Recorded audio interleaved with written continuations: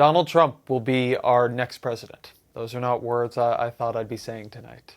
I will be president for all Americans, and this is so important to me.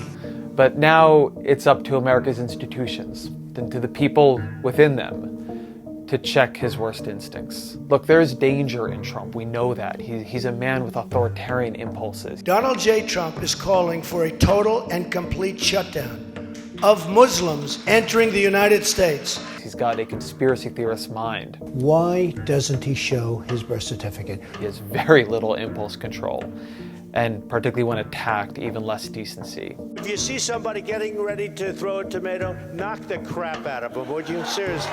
He has a demagogue's instinct for finding enemies, a bully's instinct for finding weaknesses. He's uninterested in policy, unrestrained by shame, and he's unbound by democratic norms. He surrounds himself with sycophants and enablers, and he believes both the facts and, this is more important, the falsehoods that he finds congenial.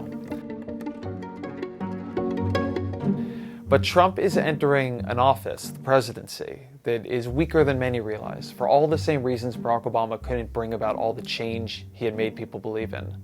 Trump can't wrench America directly to his vision of greatness. He is constrained by the House and the Senate, by the Supreme Court, by the executive agencies, and in ways less formal but maybe more powerful, by his own staff, his own party. There would be more comfort in this if there was more opposition in these institutions, but Republicans control everything. The House, the Senate, and after an appointment they will make the Supreme Court. If Trump is to be checked, it will be because his own party checks him. So far, Republicans have not shown much interest or much ability to stand up to their standard bearer. Top Republicans closed ranks around Trump despite believing him fundamentally unfit for office.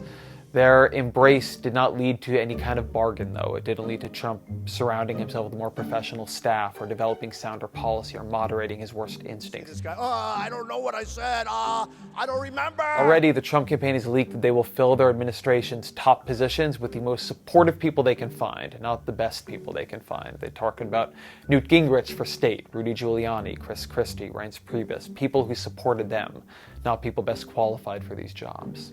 But the number of jobs they have candidates for is slim.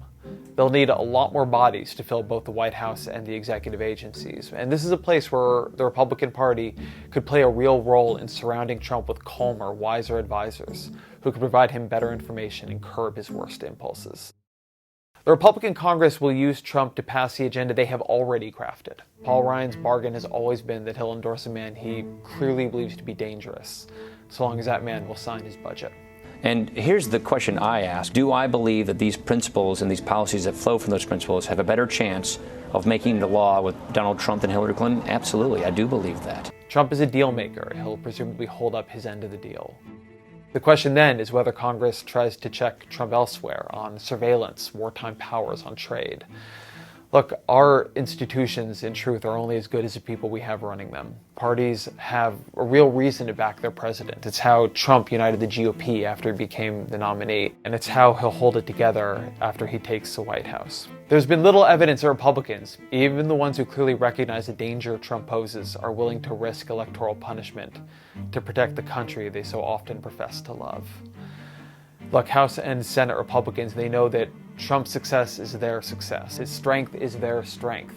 The same goes for his staff and his appointees. The question is whether all of them can structure a version of success for him that keeps the country safe, whether they will be willing, if the worst comes to pass, to cross their president for their country. If there is hope, though, it is here. The incentives of governance are different than the incentives of opposition. The Republican majority will have to face the voters in 2018 and again in 2020. If they've taken health insurance from tens of millions of people without replacement, if they've ripped open families and communities with indiscriminate deportation, if they've embroiled us in disastrous wars, if they've sent the economy into tailspin, those elections will not be fun. Republicans have a majority and they will want to keep it. And to keep it, they will need to govern well, or at least convince the electorate that they have governed well. And to govern well, they will need to keep Trump's worst tendencies in check. Now we'll see if they can. Now we'll see how strong the American system really is.